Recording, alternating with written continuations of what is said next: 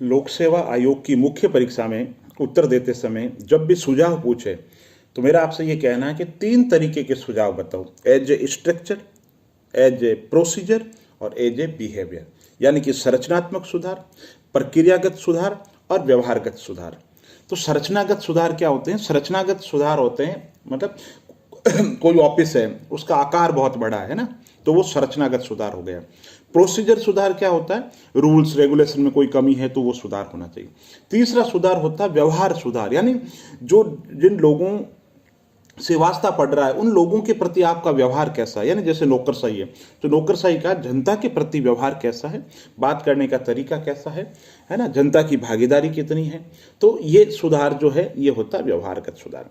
तो कोई भी सुधार पूछे आपसे, है ना, तो संरचनागत, प्रक्रियागत और व्यवहारगत ये दिमाग में रखते हुए आपको उत्तर लिखना है। लोक सेवा आयोग की मुख्य परीक्षा में नौकरशाही एक बहुत कॉमन टॉपिक है। नौकरशाही से आप भली भांति जानते हैं कि नौकरशाही क्या है।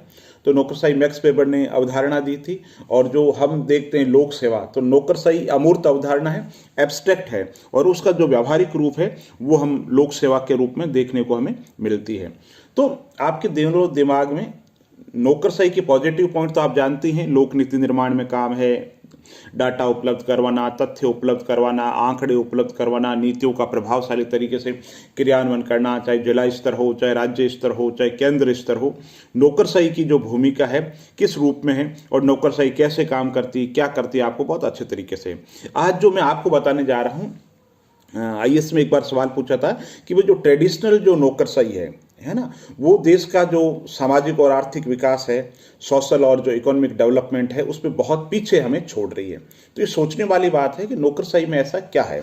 दूसरे शब्दों में मैं कहूँ तो नौकरशाही में कमियां क्या है। तो दोस्तों देखो, वही बात है ना, कोई भी चीज़ आप उत्तर लिखो, as a structure, as a procedure और एज ए बिहेवियर, सोचते हुए उसको आप उत्तर लिखना है। लेकिन अगर पहले हम पॉइंटों को डिस्कस कर लें, पॉइंट क्या क्या है, तो नौकरशाही के वही है, देखो ब्रिटिश प्रभाव है आज भी, है ना, रूल्स रेगुलेशन तौर तरीके वो के वो है, अभी भी मन के अंदर उनके अहंकार की भाव है, जनता से अभी तक जुड़ नहीं पाए, औपचारिकता यानी कि फॉर्मेलिटी बहुत है, करप्शन, भाई भतीजावाद, है ना, उसका बहुत ज़्यादा नहीं तो अभी भी आरोप तो लगते ही हैं कम से कम, है ना, और रूल्स और प्रोसीजर को बहुत ज़्यादा वेटेज देते हैं। जिन लोगों के लिए काम कर रहे हैं, जिस जनता के लिए काम कर रहे हैं, उसकी और सोच नहीं है, इफेक्टिवनेस जो होनी चाहिए वो नहीं है, एक्सपर्ट जो है वो उतने नहीं हैं, क्योंकि आर्थिक उदारीकरण का युग है, पब्लिक पॉलिसी का युग है।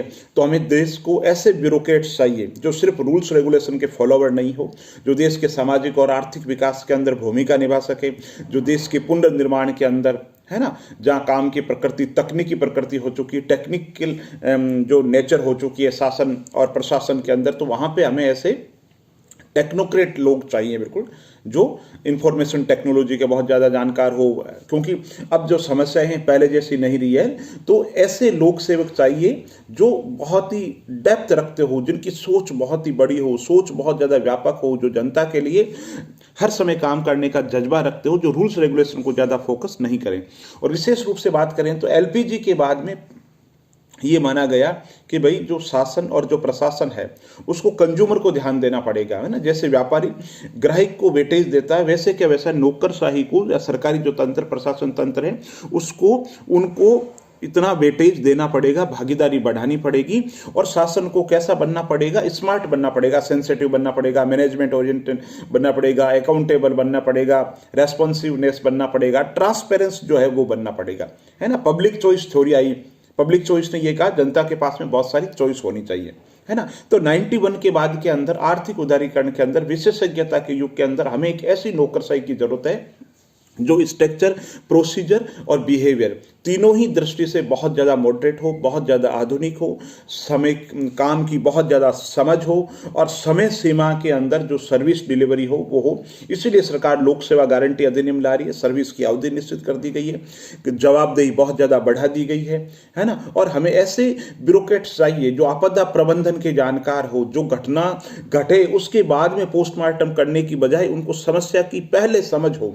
तो अगर देश का सामाजिक और आर्थिक विकास हमें करना है तो भारतीय संविधान की प्रस्तावना में जिन तत्वों की बात कही गई है, उन तत्वों को लागू करने के लिए हमें एक सजग ब्यूरोक्रेसी चाहिए, हमें एक्टिव ब्यूरोक्रेसी चाहिए, हमें पहले से पूर्वानुमान लगा सके ऐसी कैटलिस्ट जो नौकरशाही है वो चाहिए। तो नौकरशाही को बहुत ज़्यादा आधुनिक तकनीकों से युक्त, तकनीक से युक्त, प्रबंध उन्मुख, रिजल्ट ओरिएंटेड बनाने की जरूरत है। इसलिए हम कह सकते हैं कि जो ट्रेडिशनल जो नौकरशाही है वो देश के सामाजिक और आर्थिक विकास के लिए उपयुक्त नहीं है। हमें ऐसी नई नौकरशाही चाहिए जो संरचना, प्रक्रिया और व्यवहार तीनों ही दृष्टि से बहुत ज्यादा कुशल और बहुत ज्यादा मानवीय हो।